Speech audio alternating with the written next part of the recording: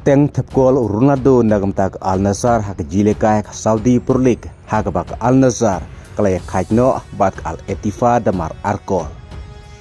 Kublai pigi pologi para juara baru ki baje sung tenar besngap yek video hak ne ke channel. Bat link ba ke video ai kublai snem thamai ba sub komen pi baru ki viewers ki subscriber. Hak jile kai hak Saudi Pro League pedeng Al Nassr persia Al Ettifaq ne kami. Bat watlada kajile kai klakutno hak baya kaj damar Arkol. Bat hak bak Al Nassr klayo bat tepkol ningkong. Lingba Joe Felix hak menit ke basa punyo ya ke bal assist tau Angelo. Kadba Ronaldo pat layo hak menit ke bah punyo ya ke bal assist tau Joe Felix. Kum taru hak Saudi Pro League mentak ayom ki balayo tepkol buntam.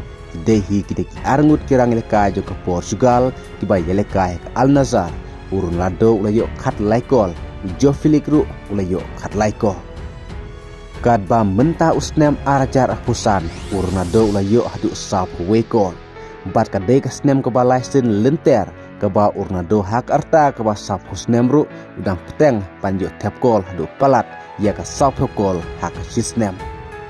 Bat kane ketika kol ke bak kendai spa santu new hak karir jong Ronaldo ke ba udang duna mentas tang sap laikol ban po sekatong kasih jarko.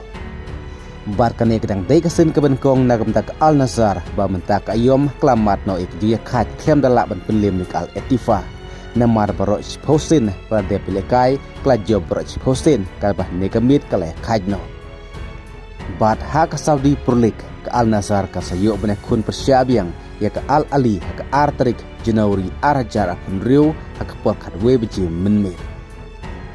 Kum taru nagi katwe sin yelekai ke Al Nassr ka yo live waypoint ke Al Tawon atau Prapoint kadba ke Al Hilal nagi sposin yelekai ke lakur apun riupoint kabadang sa ay ke yelekai jung Al Hilal kadai mentakamit balak Al Hilal kan job mentakamit jik Al Kholot kan sepoi jika Arab kendai point kaban saduna setang arpon ya ke Al Nassr kublai sibon.